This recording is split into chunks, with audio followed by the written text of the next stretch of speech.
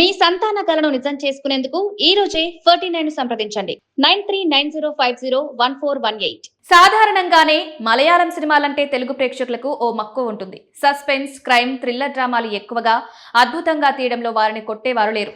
ఒక police investigation డ్రామాల్ని అయితే ఉత్కంఠభరితంగా తెరకెక్కిస్తుంది. ఇలాంటి కోవలకు చెందే దృఢం సినిమా రీసెంట్ గా జియో హాట్‌స్టార్ లోకి వచ్చింది. మరి ఈ మూవీ ఎలా ఉందనేది ఒకసారి చూద్దాం. ప్రశాంతమైన ఊరికి విజయ్ అనే లేత కుర్రాడు మొదటిసారిగా ఎస్ఐ పోస్టింగ్ తో వస్తాడు. ఆ కుర్రాడు కాస్త నెమ్మదస్తుడు, శాంతి స్వరూపుడు.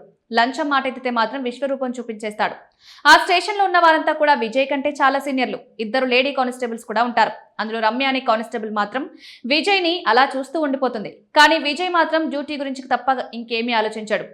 ఆ ఊరికి వచ్చిన తర్వాత వరుసగా క్రైమ్స్ జరుగుతుంటాయి. ముందుగా ఓ శవం దొరుకుతుంది. తర్వాత ఫైనాన్స్ కంపెనీలో దొంగతనం జరిగి 50 లక్షల నగదు, 120 సవర్ల బంగారం పోతుంది. ఈ 2 కేసులతో విజయ్ ఉక్కిరిబిక్కిరవుతాడు. ఇంతలోనే మరో శవం కూడా దొరుకుతుంది. అసలు ఊర్లో ఏం జరుగుతుంది? ఈ క్రైమ్స్ వెనకాలన్నదెవరు? ఎలాంటి అనుభవం లేని విజయ్ ఈ కేసుల్ని పరిష్కరిస్తాడా? పై అధికారుల ఒత్తిడిని ఎలా తట్టుకుంటాడు? చివరకు నేరస్తుల్ని ఎలా పట్టుకున్నాడు అన్నదే కథ.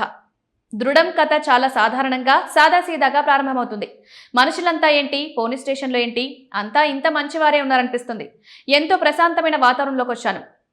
ఎలాంటి నేరాలు జరగవు, చిన్నపాటి గొడవలే కామన్ కదా, అంతా ప్రశాంతంగానే ఉంటుందిలే అని విజయ్ అనుకుంటాడు. కానీ వరుసగా నేరాలు బయటపడుతుండడం, ఊర్లో ఎవరిని అనుమానించాలో అర్థం కాకపోవడం, సరైన ఆధారాలు దొరకకపోవడంతో ఇలా విజయ్ ఉక్కిరిబిక్కిరవుతాడు. అయితే ఫస్ట్ హాఫ్ చాలా వరకు చాలా స్లోగా, నిదానంగా సాగుతుంది.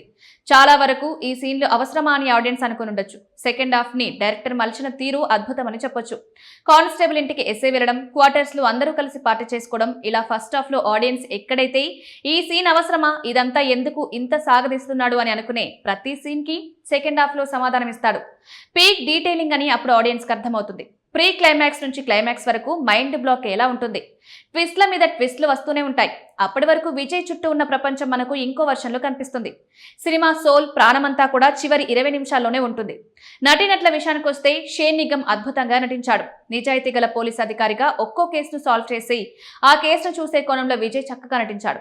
మిగిలిన పాత్రల్లో రమ్య, కృష్ణ క్యారెక్టర్స్ పోషించిన ఆర్టిస్టులు చక్కగా నటించారు. పోలీస్ స్టేషన్ లో కానిస్టేబుల్స్ గా కనిపించిన ప్రతి ఒక్క ఆర్టిస్ట్ ఆడియన్స్ ని ఆశ్చర్యపరుస్తారు. ఈ ఆర్టిస్టులంతా తెలుగు ప్రేక్షకులకు అంత సుపరిచితులు కాకపోయినా పాత్రలో మాత్రం గుర్తుండిపోతారు.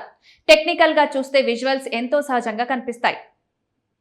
దర్శకుడు తొలి భాగంలో కాస్త అటు ఇటు తిప్పి గందరగోళానికి గురిచేసిన సెకండ్ హాఫ్ ను హ్యాండిల్ చేసిన తీరు, క్లైమాక్స్ ట్విస్ట్లు సినిమాను నిలబెట్టాయి.